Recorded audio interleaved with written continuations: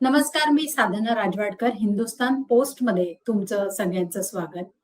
अधिक मास किंवा धोंड्याचा मास किंवा पुरुषोत्तम मास याला कालगणनेच्या दृष्टिकोनातून एक वेगळं महत्व आहे. खगोलशास्त्राच्या दृष्टिकोनातनं जसा अधिक महिना महत्वाचा आहे, तसंच हिंदू धर्माच्या दृष्टिकोनातूनही हा महिना खूप महत्वाचा आहे. अधिक महिना लवकरच सुरू होतोय. तर हा महिना का महत्वाचा आहे आणि या महिन्यामध्ये नेमकं काय घडतं, हे सगळं आज आपण जाणून घेणार आहोत. आणि अधिक महिन्याविषयीची सगळी माहिती सांगण्यासाठी आपल्यासोबत उपस्थित आहेत दाकरू सोमण. नमस्कार. नमस्कार.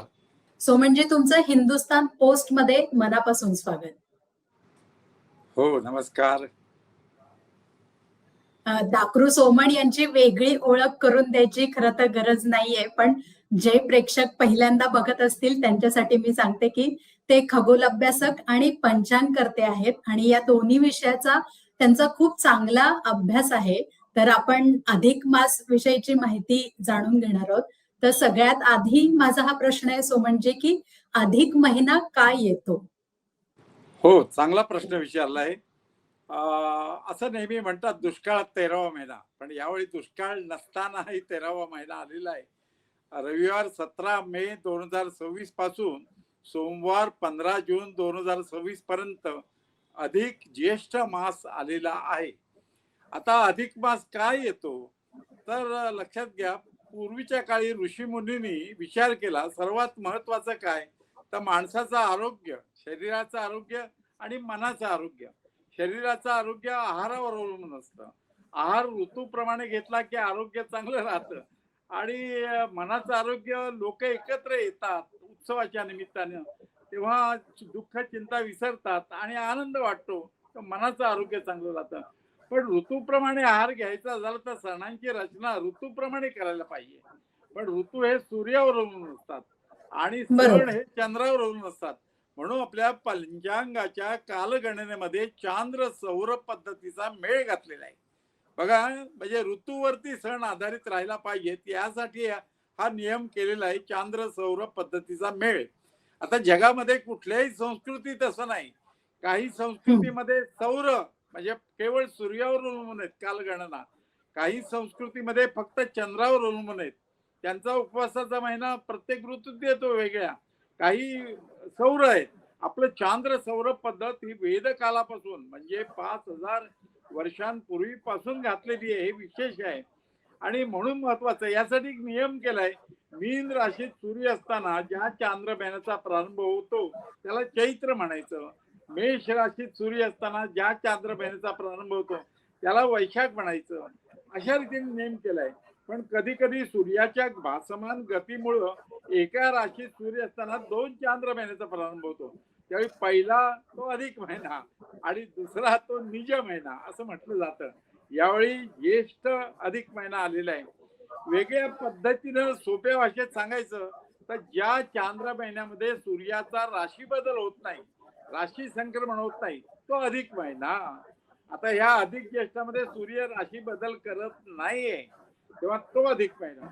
आणखी वेगळ्या पद्धतीने सांगायचं तर चांद्र वर्ष 354 दिवस 8 तास 48 मिनिटं 34 सेकंदाचं असतं आणि सौर वर्ष 365 दिवस 5 तास 48 मिनिटे आणि 46 सेकंदाचं एवढं असतं. आता ह्याच्यामध्ये फरक 11 दिवसांचा पडतो. हा 11 बरोबर. 11 दिवस 33 दिवस झाले की मग अधिक महिना येतो. म्हणजे आणखी सोप्या भाषेत सांगायचं तर एका चांद्र वर्षात 360 तिथी होतात आणि एका सौर वर्षात 371 तिथी होतात. 11 तिथी दरवर्षी वाढत जातात. तेव्हा अशा रीतीनं ज्या आपल्या सणांचा ऋतूमध्ये, त्या ऋतूमध्ये तो सण यायला पाहिजे यासाठी पद्धत आहे. आता बघा, उपवासाचा महिना श्रावण महिना हा पावसाळ्यात येतो. हा थंडीमध्ये आला तर चालणार नाही. पावसाळ्यातच पाहिजे, कारण चलनवलन कमी होतं, बाहेर पाऊस पडत असतो, शेतीची कामं झालेली असतात.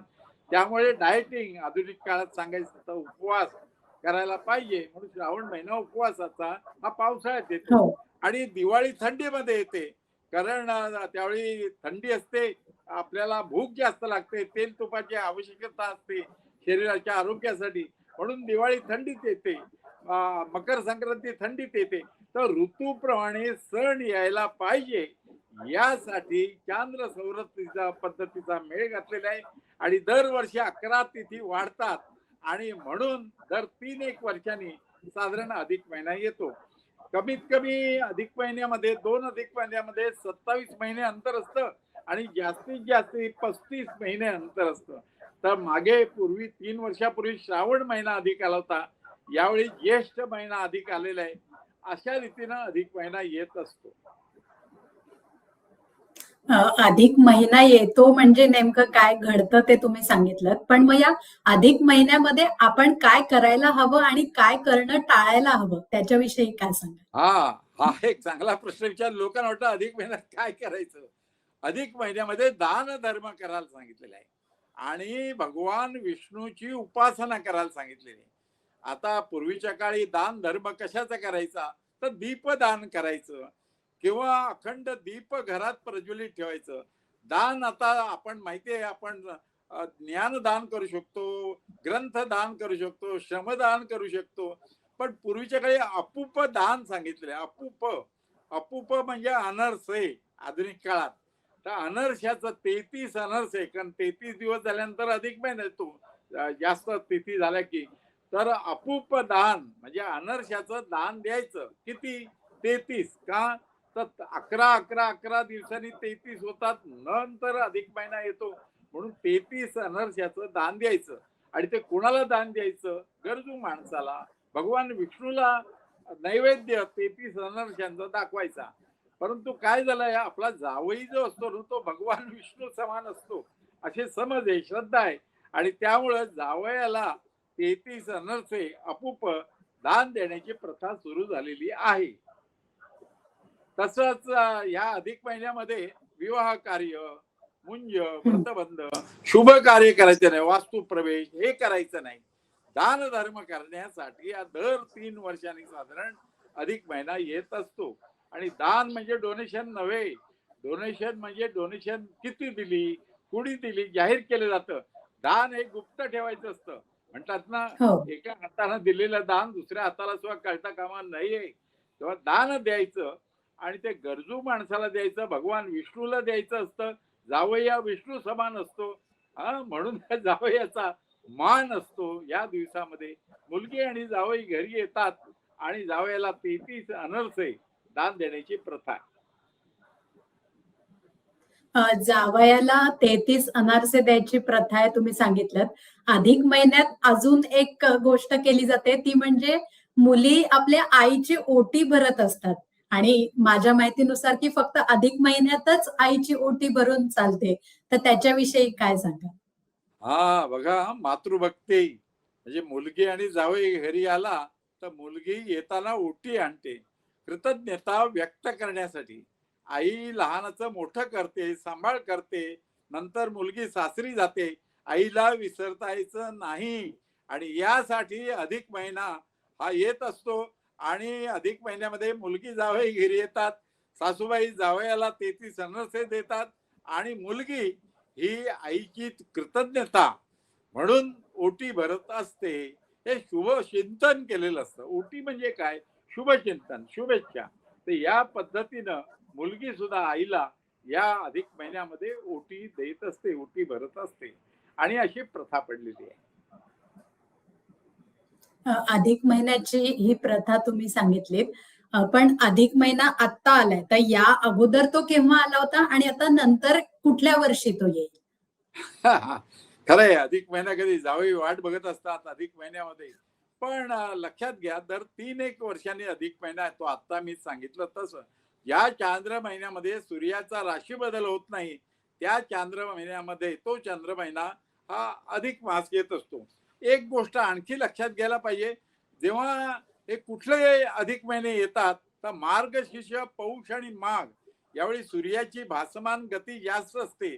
त्यामुळे मार्गशीर्ष, पौष आणि माघ हे अधिक महिने येत नाहीत.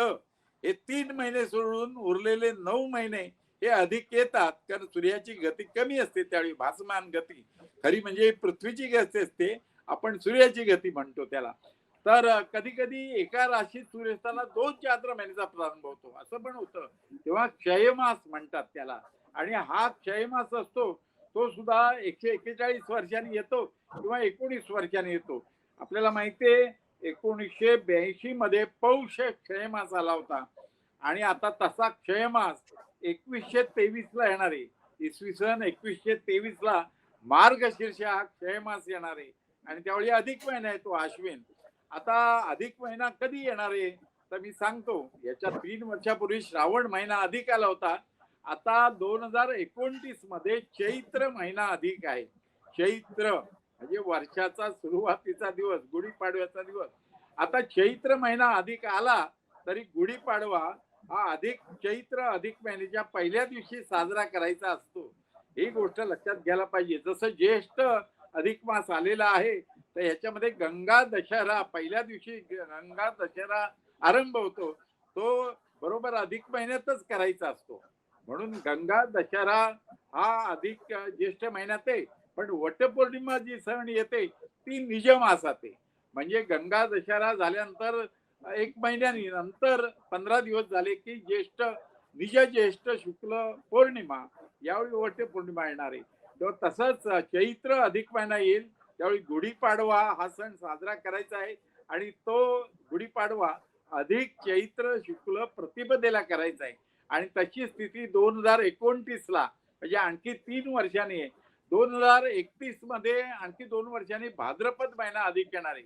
त्यानंतर 2034 मध्ये आषाढ महिना अधिक येणार आहे. 2037 मध्ये ज्येष्ठ महिना अधिक येणार आहे. 2039 मध्ये अश्विन महिना अधिक येणार आहे. 2042 मध्ये श्रावण महिना अधिक येणार आहे. लक्षात ठेवा मार्गशीर्ष पौष आणि माघ हे 3 महिने अधिक कधीच येणार नाहीत. ही गोष्ट लक्षात ठेवायला पाहिजे कारण सूर्याची भासमान गती जास्त असते. तेव्हा अशा रीतीनं हे अधिक महिने येत असतात. त्यामुळे चांद्र सौर पद्धतीचा मेळ घातलेला असतो. म्हणून श्रावण महिना जो उपवासाचा असतो तो पावसाळ्यात येतो आणि दिवाळी थंडीमध्ये येते. ऋतूशी सांगड घातलेली आहे आणि उपासना करायची ते भगवान विष्णूची उपासना करायची आणि दान द्यायचं. बघा दान हे महत्वाचे. भारतीय संस्कृतीमध्ये यज्ञ तप आणि दान. आधुनिक काळात सांगायचं तर यज्ञ म्हणजे कर्म कर्तव्य. कर्तव्य कर्म जे आपण करतो सकाळपासून रात्रीपर्यंत ते म्हणजे यज्ञ. तप म्हणजे मेहनत. प्रत्येक काम इतकं उत्कृष्ट करायचं त्याला मेहनत. आधुनिक काळामध्ये ही मेहनत आणि ते म्हणजे तप. आणि दान म्हणजे डोनेशन नव्हे. दान म्हणजे समाजातील गरजू व्यक्तींना मदत करायची.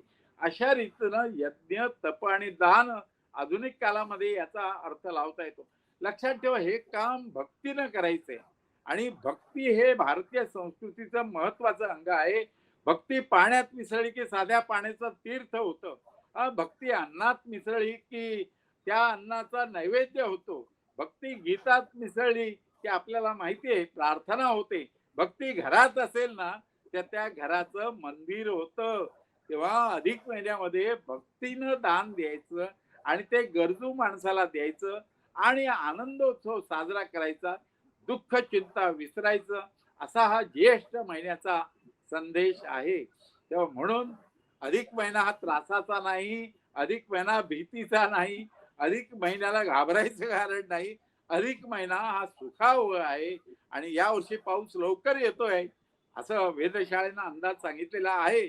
तर त्यामुळे आपण पावसाचं पर्जन्याचं स्वागत करायचंय आणि अधिक महिन्यामध्ये गरजू लोकांना आता उन्हाळा आहे सध्या गरजू लोकांना पाणी जलदान द्या, ज्ञानदान द्या, ग्रंथदान द्या, आपण रक्तदान करा, अनेक प्रकारे दान वस्त्रदान करा.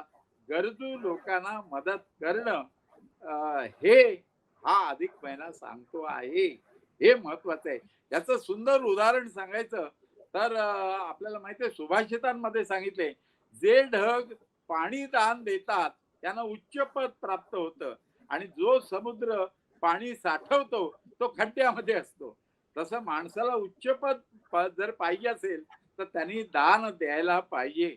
आपण जे बरोबर. कमवतो त्यातला काही टक्के वाटा हा गरजू लोकांसाठी द्यायला पाहिजे आणि तेच भारतीय संस्कृतीचं वैशिष्ट्य आहे. अधिक महिना कसा येतो अधिक महिन्यामध्ये काय करतात हे पाश्चात्य लोक याचा अभ्यास करता आहेत.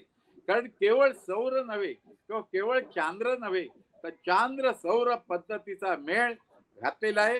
आणि हा 5000 वर्षांपूर्वीपासून म्हणजे वेद काळांमध्ये सुद्धा अधिक महिना हा होता आणि त्यावेळी सुद्धा माहिती होती.